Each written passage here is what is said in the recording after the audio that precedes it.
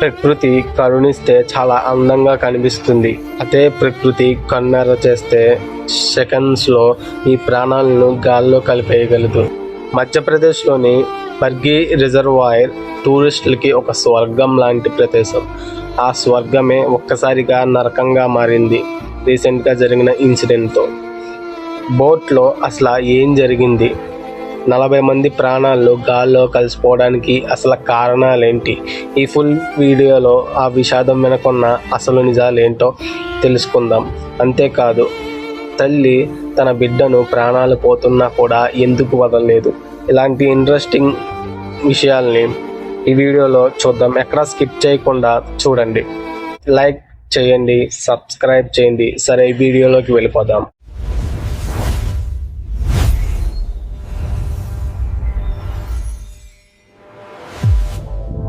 సుమారు 5:30 గంటల సమయంలో వాతావరణం మేఘాలతో ఉంది. పర్యాటకులకి సంతోషం ఎక్కడా తగ్గలే. 40 మంది ఆ బోట్ ఎక్కారు.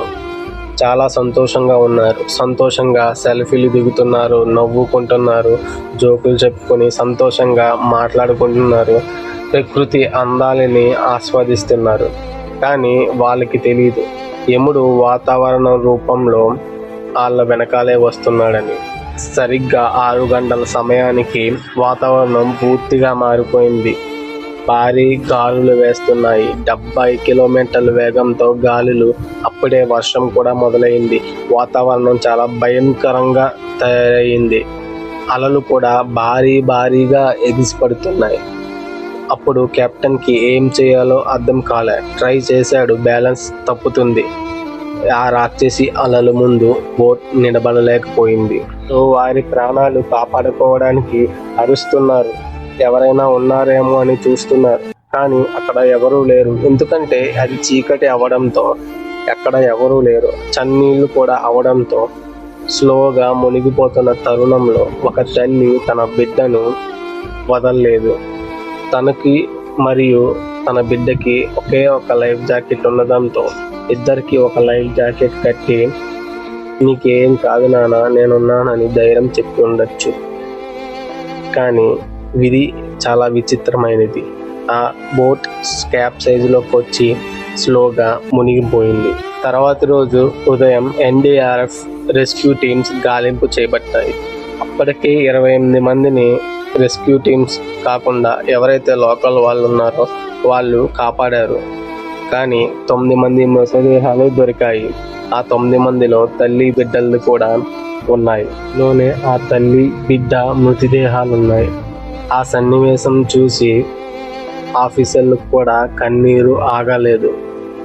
ఆ తల్లి ప్రాణాలు పోతున్నా కూడా ఆ బిడ్డను గుండెకి హద్దుకునే ఉంది. ఆ చావు ఆ తల్లి బిడ్డల్ని విడదీయలేకపోయింది. సో ఫ్రెండ్స్, మనందరూ ఆలోచించాల్సిన విషయం ఏంటంటే, ఇది అధికారుల నిర్లక్ష్యం వల్ల జరిగిన తప్ప, లేకపోతే ప్రకృతి వల్ల జరిగిన తప్ప. ఆరెంజ్ అలర్ట్ ఉన్నా కూడా ఆ బోటుని నీటిలోకి ఎందుకు పంపించారు? ఇలాంటి హ్యూమన్ ఎర్రర్స్ ఎందుకు జరుగుతున్నాయి? ఇలాంటి హ్యూమన్ ఎర్రర్స్ వల్ల అమాయకుల ప్రాణాలు గాల్లో కలిసిపోతున్నాయి. ఈ ప్రమాదంలో చనిపోయిన వారికి నివాళి అర్పిస్తూ మన ఛానల్ తరపున కామెంట్ సెక్షన్లో రిప్ అని కామెంట్ చేయండి. అలాగే ఇంట్రెస్టింగ్ వీడియోస్ కోసం మన ఛానల్ని సబ్స్క్రైబ్ చేయండి. వీడియో నచ్చితే లైక్ చేయండి.